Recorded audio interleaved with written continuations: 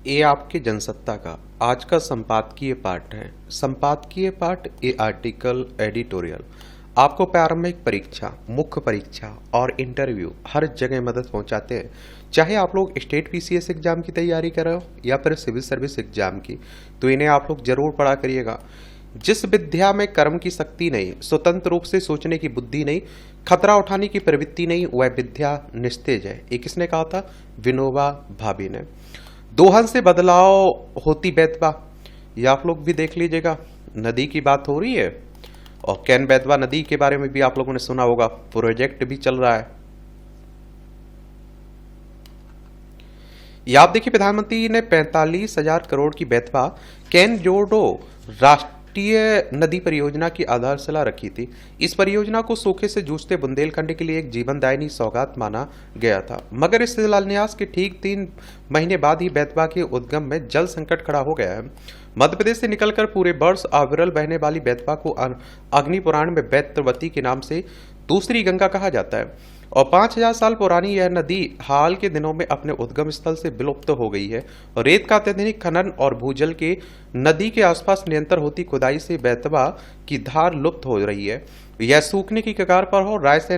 रायसेन जिले की विंध्य पर्वतमाला के झिरी गांव से निकलने वाली बेतवा के उद्गम स्थल के आसपास फैले घने जंगल में से 200 एकड़ की हिस्से का भूमाफियाओं ने 2.5 दशक में सफाया कर दिया और वहां की जमीन पर कब्जा कर लिया। ये मध्य प्रदेश से निकलती है।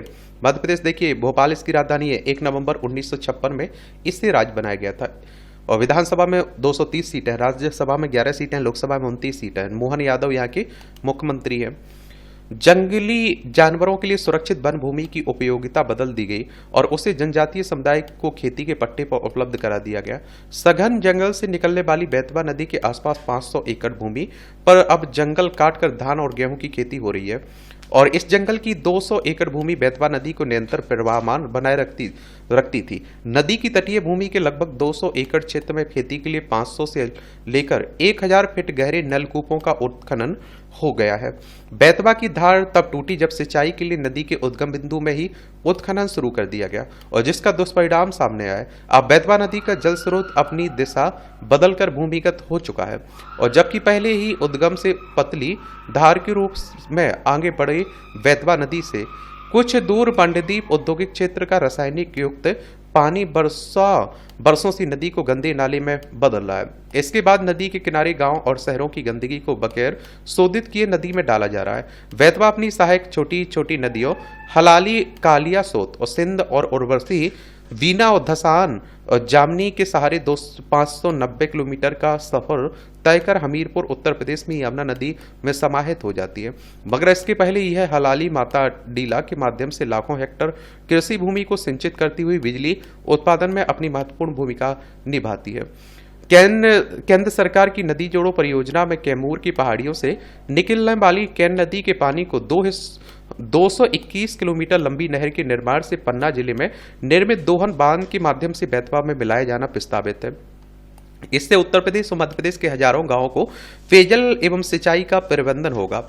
मगर बेतवा नदी के उद्गम के पास ही स्थापित मंडदीप औद्योगिक परिसर से इतना अधिक रसायन बेतवा में बहाया जा रहा है कि अपने पहले ही पड़ाव विदिशा में यह एक गंदे नाले का रूप धारण कर लेती है। रसायनों के कारण सफेद एवं हरे रंग से आच्छादित इस नदी में विदिशा नगर पालिका के 6 अलग अलग नालों से बगैर शोधित गंदगी मिल जाती है और इससे नदी में घुलनशील कार्बन डाइऑक्साइड की मात्रा अपने खतरनाक स्तर को पार कर चुकी है। नदी उद्गम से कुछ ही किलोमीटर की दूरी पर बेतवा जल का पीएच स्तर 6.5 से यानी कि 6.5 की 6.5 की मानक सीमा से अधिक 9.03 तक चला गया। नदी को नाला बनने उसे रोकने के लिए पिछले 30 वर्षों में कई बड़े आंदोलन हुए, लेकिन नाले की धार बदलने के सारे प्रयास विफल ही रहे हैं।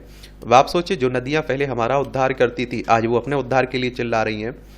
पिछले 22 वर्षों से विदिशा शहर का घरेलू पेयजल उपभोक्ता संगठन और बेतवा उत्थान समिति के सदस्य प्रतिदिन घाटों से कचरा निकालने में जुटे रहते हैं, मगर सरकारी उपेक्षा और प्रतिदिन निकल रहे मलबे के सामने यह संगठन बौना ही साबित होता है। कारखानों के खतरनाक रसायनों और त्योहारों के दौरान नदी में मूर्तियों के विसर्जन से जलचरों का जीवन समाप्त पर्याय हो चुका है। पर्यावरणविदों की माने तो बहती नदी अपने प्रवाह क्षेत्र में प्रत्येक 10-20 किलोमीटर की दूरी पर दोबारा प्राकृतिक शुद्धता प्राप्त कर लेती है। ऐसा तब है जब नदी को उसके उद्गम एवं स्वजल स्रोतों से निरंतर शुद्ध पानी मिलता रहे। मगर बेतवा नदी के साथ अब ऐसा नहीं है। उद्गम समाप्त होने और रास्ते में कल कारखानों सहित किनारों पर बसे शहरों और गांवों की गंदगी गंदगी के कारण अब यह नदी ना होकर गंदा नाला ही है। हालांकि विदिशा के पास हलाली नदी का बांध अपने पानी से नदी की टूटती सांसों को समय समय पर जीवन दान देता रहता है और यह नदी अत्यधिक जहरीली बनने के बाद भी कैन बेतवा जोड़ परियोजना के कारण सूखे से बेहाल बुंदेलखंड की जनता में आस जाग रही है। कैन बेतवा नदी जोड़ो परियोजना पर राज्य शासन की डीपीआर रपट में बेतवा के उद्गम के पास मकोडिया गांव में बांध बनाकर नदी जल के प्रवाह को बनाए रखने की योजना की सिफारिश की गई थी। इस बांध के माध्यम से विदिशा और रायसेन जिले के 140 गांवों में पेयजल के साथ 62,230 हेक्टेयर भूमि भी संचित करने का प्रस्ताव था। लेकिन परियोजना की भूमि पूजन से पूर्व मध्य प्रदेश सरकार ने डूब क्षेत्र अत्यधिक बताकर मकोडिया में बांध निर्माण को योजना को अलग कर दिया। इस संशोधन के बाद नदी जल की शुद्धता पर प्रश्न चिन्ह लग गया। अपने उद्गम से लगातार प्रदूषित नदी में शुद्ध जल के बजाय निस्तार और कल कारखानों की रासायनिक गंदगी की मात्रा अधिक है। पूरी परियोजना में पहले से ही इस गंदगी को बेतवा में मिलने से रोकने की चर्चा नहीं हुई, मगर जब पहले ही नदी का उद्गम समाप्त हो चुका है तो ऐसे में बेतवा कैन जोड़ परियोजना के लिए कुछ कहना मुश्किल है। मरणासन बेतवा को पुनर्जीवित किए बगैर नदी जोड़ योजना की सफलता अब संदिग्ध हो चुकी है। गर्मी के मौसम में बेतवा नदी अपने उद्गम से लेकर मध्य प्रदेश राज्य की सीमा में सिर्फ निस्तार एवं औद्योगिक इकाइयों से छोड़े गए पानी का संवाहक बन रही है और वह स्थान जहां पर बेतवा और कैन यमुना नदी से मिलती है। जल परीक्षण में बेतवा जल के टीडीएस में कुल घुली लवण मात्रा का स्तर 900 मिलीग्राम प्रति लीटर और कैन नदी का पानी 600 टीडीएस के स्तर का परिणाम देता है, जबकि पेयजल के रूप में 200 से 500 टीडीएस की मात्रा ही मानक है। यमुना में प्रदूषण पर बनी रिपोर्ट में बेतवा और कैन से यमुना के प्रदूषण को रेखांकित किया गया। इस हालात में सरकार प्रस्तावित परियोजना के अंतर्गत जल के उपयोग की अनुमति नहीं दे सकती। जलवायु परिवर्तन, अतिक्रमण, जंगलों की निरंतर कटाई, नदी भूभाग पर अवैध अतिक्रमण को रोके बगैर बेतवा का पुनर्जीवन बेहद मुश्किल है। इसके पूरे बहाव क्षेत्र में नदी किनारे तालाबों, सघन जंगल की आवश्यकता है। नदी को बचाने के लिए सभी को युद्ध स्तर पर प्रयास करने होंगे। आप लोग क्या सोचते हैं? अपनी राय आप लोग बता सकते हैं।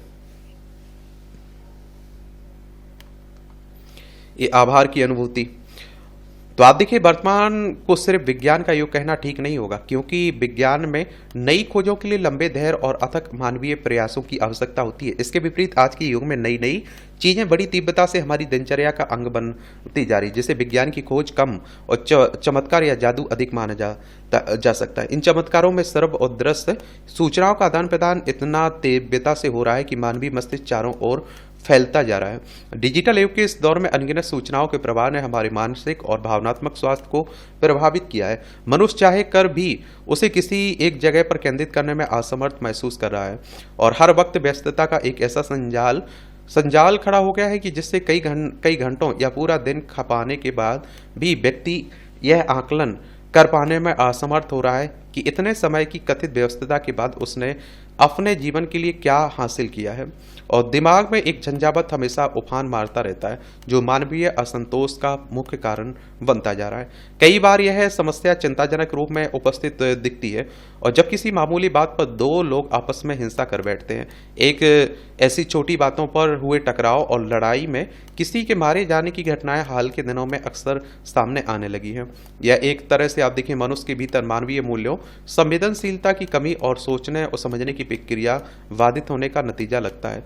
विडंबना यह है कि लोग अपने भीतर उभर रही इस प्रकृति पर गौर नहीं कर पाते और उसका शिकार होकर दूसरों तक अनजाने ही इस विकृति का प्रसार करते हैं, जबकि इसका खामियाजा खुद उन्हें भी भुगतना पड़ता है।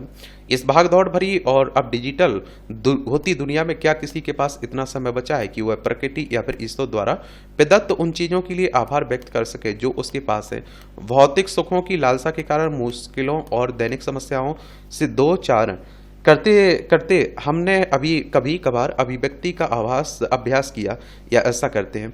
सच यह है कि किसी प्राप्ति के आकलन उसके लिए किसी को आभार व्यक्त करना हमारे जीवन अभ्यास में नहीं रहा। इसलिए कभी अभाव की स्थिति में भी हमें अपनी ज़रूरत की कोई वस्तु मिल जाती है तो इसके लिए परिस्थितियों और व्यक्तियों या किसी अन्य के प्रति कृतज्ञ होना हम जरूरी नहीं समझते।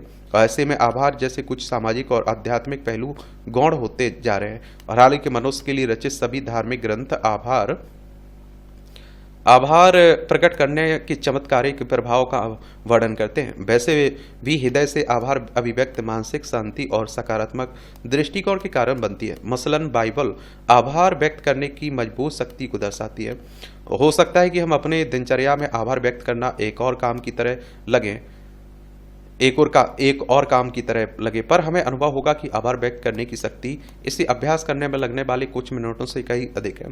फिर इसके बाद हमारे भीतर जो मानसिक शांति के लिए जगह अपने आप बन जाती है उसकी महत्व भी अनुमान से अधिक है। और इस समुचे मनोविज्ञान पर विचार किया जाए तब यह साफ हो जाता है कि हमें आभार व्यक्त करने की आदत डालनी होगी। हमारी मदद करने वाले व्यक्ति से लेकर परिस्थिति और प्रकृति या ईश्वर को धन्यवाद देने का एक अहम कारण है, क्योंकि हम उपहारों की नहीं बल्कि देने वालों की प्रशंसा करते हैं। आभार प्रकट करना हमें यह एहसास कराता है कि हमारे पास जो कुछ भी है वह हमारे कारण नहीं बल्कि प्रकृति की देन है। परमेश्वर की को धन्यवाद देना अर्थात परमेश्वर के सानिध्य को प्राप्त करना है। जितना अधिक हम उसका धन्यवाद करते हैं उतना ही अधिक हम उसकी उपस्थिति अपने अंदर और अपने आसपास करते हैं। उसकी व्यक्तिगत देखभाल को महसूस करने में हमारी मदद करती है और इस तरह हम अपने भीतर किसी कोने में छिपे है के भाव को निकाल बाहर करते हैं और अहंकार जैसी दुष्प्रवृत्ति से खुद को बचाते भी हैं। बौद्ध धर्म में आभार को एक जीवन शैली के रूप में देखा जाता है जो व्यक्ति के आध्यात्मिक विकास का मार्ग प्रशस्त करता है, साथ ही समाज के प्रति व्यक्ति को अधिक करुणामय बनाता है। सच यह है कि आभार का अभ्यास हर परिस्थिति में जीवन जीने का संदेश लेकर आता है। यह मानसिक सशक्तता प्रदान करके हम जीवन में उपलब्ध संसाधनों के महत्व को समझने और उनके प्रति कृतज्ञता व्यक्त कर सदैव प्रसन्न रहने का अवसर उपलब्ध करवाते हैं।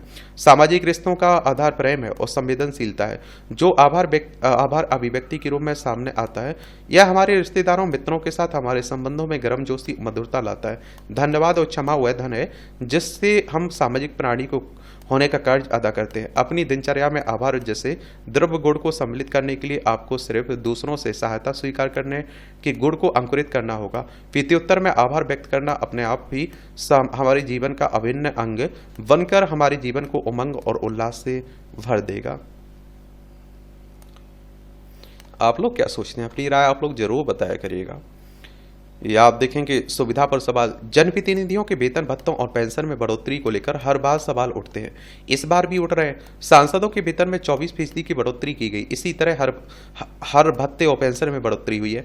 कहा जा रहा है कि महंगाई दर के मद्देनजर इस बढ़ोतरी का फैसला किया गया। वेतन भत्तों पेंशन में वृद्धि का सूत्र ही महंगाई के मद्देनजर तय किया गया था और इस लिहाज से यहाँ बढ़ोतरी गलत नहीं कही जा सकती है। मगर सवाल है कि क्या आम लोगों की आमदनी में भी इसी अनुपात में वृद्धि हो सकी? महंगाई पर काबू पाने की तमाम कोशिशों के बावजूद लंबे समय से इसका स्तर भारतीय रिजर्व बैंक के तय 4% मानक से ऊपर बना हुआ है। देखिए, रिजर्व बैंक की बात करें तो आरबीआई की बात हो रही है। हमारी केंद्रीय बैंक है, बैंकों का बैंक भी कहते हैं। 1 अप्रैल 1935 में स्थापना हुई थी। मुंबई महाराष्ट्र में इसका हेडक्वार्टर देखने को मिलेगा।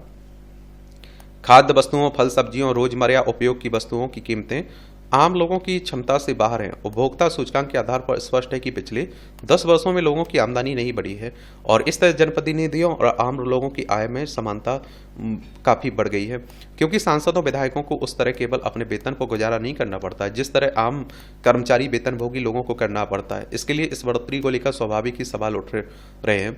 यह सवाल लंबे समय से पूछा जा रहा है कि जनप्रतिनिधियों को खुद अपने वेतन भत्तों में बढ़ोतरी करने का अधिकार क्यों होना चाहिए।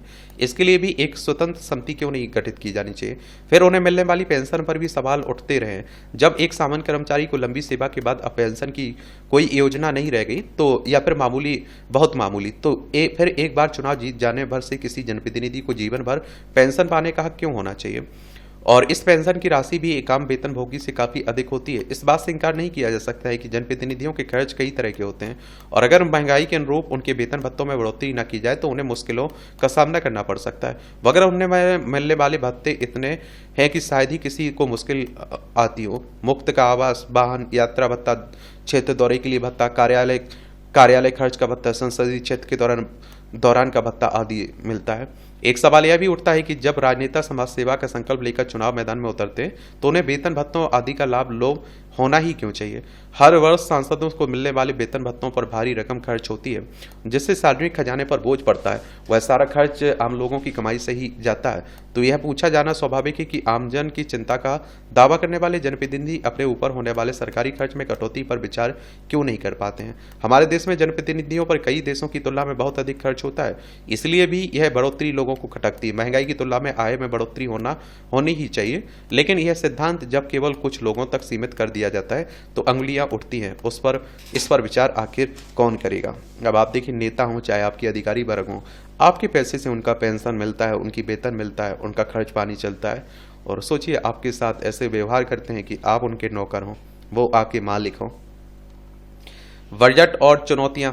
तो भाजपा के नेतृत्व वाली दिल्ली सरकार को 26 साल बाद बजट पेश करने का मौका मिला है, क्योंकि आप देखिए दिल्ली में बीजेपी की सरकार बन चुकी है ना। विधानसभा में 70 सीटें हैं, राज्यसभा में 3 सीटें, लोकसभा में 7 सीटें। रेखा गुप्ता यहाँ की चीफ मिनिस्टर हैं और इसमें उन सभी संकल्पों को धरातल पर उतारने का प्रयास है जिनकी चर्चा वह चुनाव के दौरान या उससे पहले करती आई है। जनता से किए गए वादों की कसौटी पर यह बजट कितना साकार होगा यह भविष्य बताएगा। फिलहाल नई सरकार से पिछले वर्ष से कहीं अधिक 1 लाख करोड़ रुपए का बजट पेश कर अपना इरादा जता दिया। वह अपने आने वाले समय में कैसे दिल्ली बनाना चाहती हैं। गौरतलब है कि इस बार का बजट परिव्यय 31.5% अधिक है, मगर सवाल यह है कि इस बढ़ी हुई राशि की व्यवस्था सरकार कहां से और कैसे करेगी। अलबत्ता उसने स्पष्ट कर दिया है कि वह दिल्ली को आत्मनिर्भर बनाने के साथ इसके बुनियादी ढांचे में बदलाव लाएगी। और आप देखिए, इसके लिए उसने बिजली, पानी और सड़क पर सीवर सहित 10 क्षेत्रों पर अपना ध्यान केंद्रित किया है। वहीं वायु प्रदूषण से निपटने के लिए 300 करोड़ का आवंटन कर साफ कर दिया है और उसे नागरिकों की चिंता है। और इसी के साथ यमुना सफाई की दिशा में कदम बढ़ाते हुए उसने अपना वादा निभाने की कोशिश की है। दिल्ली सरकार के इस बजट में हर वर्ग को तरजीह देने का प्रयास देखता है। इस बार पूंजीगत व्यय को दुगना किया गया है, मगर इस खर्च की पूर्ति कैसे होगी सरकार ने स्पष्ट नहीं किया है। दिल्ली में महिलाओं की सुरक्षा हमेशा गंभीर मुद्दा रही। इसके लिए पूरी दिल्ली में 50,000 CCTV कैमरे लगाने के साथ बस यात्रा के लिए महिलाओं को कार्ड जारी करने की पहल उचित है। इस बजट में सरकार ने कुछ लक्ष्य तय किए हैं, यह एक बड़ा दायित्व है। भाजपा वर्षों से दिल्ली के लिए कई मुद्दे उठाती आई है, अब उसे स्वीकार करने का अवसर मिला है, साकार करने का। अगर वह दिल्ली के वादों को अनुरूप शहर बना पाती है तो वाणिज्य और निवेश के लिहाज से भी महत्वपूर्ण बन जाएगा। और इन सब के बावजूद सरकार को अपने वादे पूरे करने के लिए जनता की उम्मीदों पर खरा उतरने की चुनौती रहेगी। और इस तरह से आप देखेंगे कि आज के संपादकीय पाठ में जो महत्वपूर्ण खबरें हैं उनकी कहानी कवर होती है। बाकी आप लोग पढ़ते रहिए, एंजॉय करते रहिए। आपका कोई सवाल हो, मेरे लिए सुझाव हो तो आप लोग जरूर बता सकते हैं। धन्यवाद।